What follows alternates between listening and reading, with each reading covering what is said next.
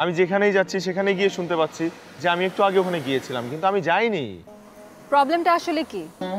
মানসিক? না না, আমি একদম সুস্থ আছি, বিশ্বাস করেন। আচ্ছা, তুমি কবে থেকে এই ডাবলের খোঁজ পেলে কিংবা টের পেলে? গতকাল থেকে। তার মানে তুমি বলতে চাচ্ছ যে তোমার মতো দেখতে আরো একজন এই শহরে আছে?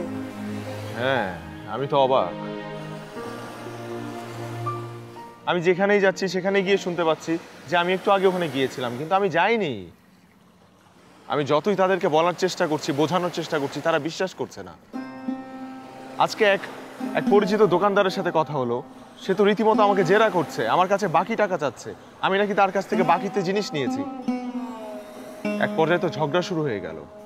প্রবলেমটা আসলে কি? মানসিক? না না, আমি একদম সুস্থ আছি, বিশ্বাস করেন। হ্যাঁ, ঘুম কম হচ্ছে, তাই একটু মানসিক স্ট্রেস তো আছেই। আসলে এই কপিলার নিখোঁজ হওয়ার ঘটনা, তার উপর আমার মতো দেখতে আরেকজনের উপদ্রব, বাট আমি সুস্থ। আচ্ছা, তুমি কবে থেকে এই ডাবলের খোঁজ পেলে কিংবা টের পেলে? গতকাল থেকে।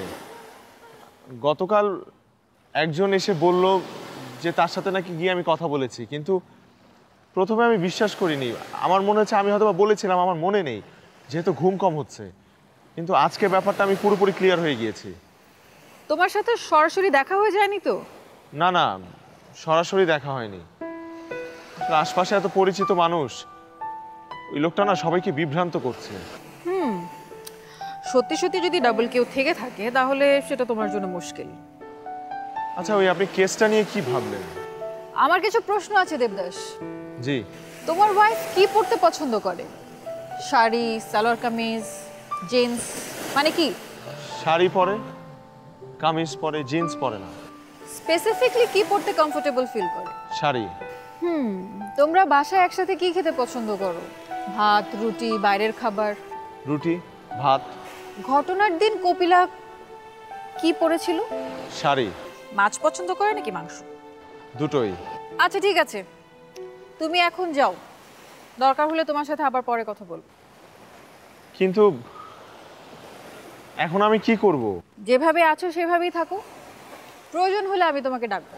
আচ্ছা, এখানে দুটো গ্যাং, তার উপর আমার ওয়াইফের মৃত্যু, নিখোঁজ। আমি জানি না এর মধ্যে আপনি এসব প্রশ্ন কেন করছেন আমাকে।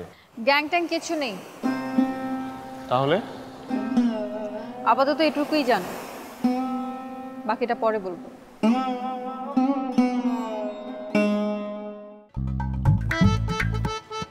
ভানু ভাইয়া ভালো আছেন?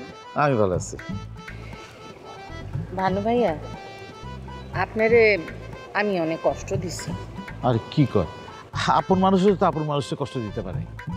এইটা অবশ্য আপনি ঠিক বলছেন, দেবদাস তো আপনার খুব কাছের লোক।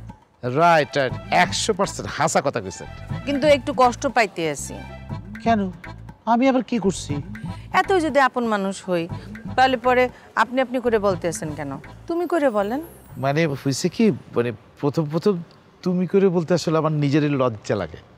লজ্জার কি আছে? চাইলে আমিও আপনারে তুমি করে বলবো। তাহলে তুমি আর তুমি করে বলো, তাহলে আর লজ্জা কি? ঠিক বলছো ভানু ভাইয়া। Thank you. আচ্ছা ভানু ভাইয়া, এই রেস্টুরেন্ট তো তোমাদের দুইজনেরই না? না মানে দেবদাস মালিক, আমরা দুজন ওয়ার্কিং পার্টনার রাখি। ও আচ্ছা, তো এইটা কিরকম ইনকাম হয়? ভালো, খুব ভালো।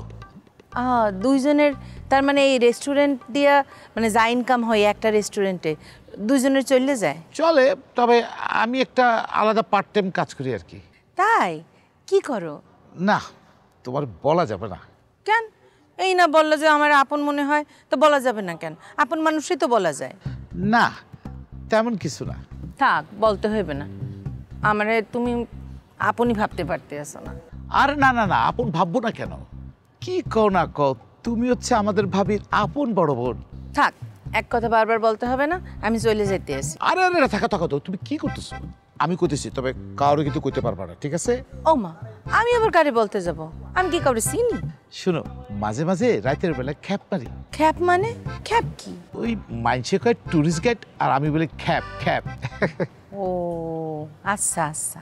এই ধরো বাংলাদেশ, নেপাল, শ্রীলঙ্কা, এই ধরনের বিভিন্ন ধরনের লোকজন আছে না, বোকা টাইপের লোকজন আছে না, এই লোকগুলো যখন আসে সেগুলোকে কিছু দর্শনীয় জায়গা, কিছু সুন্দর সুন্দর জায়গাগুলোতে আমি অলিগুলোতে নিয়ে যাই, দেখাই, এটা সেটা দেখায়। দেখার পর তারা একটু 2 পয়সা দেয় আর কি, এই টাকা দিয়ে চলি আর কি। বাহ, ভালো তো।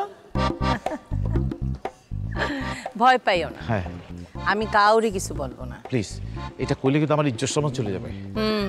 কিন্তু আমার খুব খিদা পাইছে, এখন কি করবো? মানে তো খিদা পাইছে কথা আগে বলবা না। চলো শারমিন, চলো, তোমার আমি কিছু খাওয়াই, চলো রেস্টুরেন্টে চলো। আচ্ছা, আসো চল আসো। চল।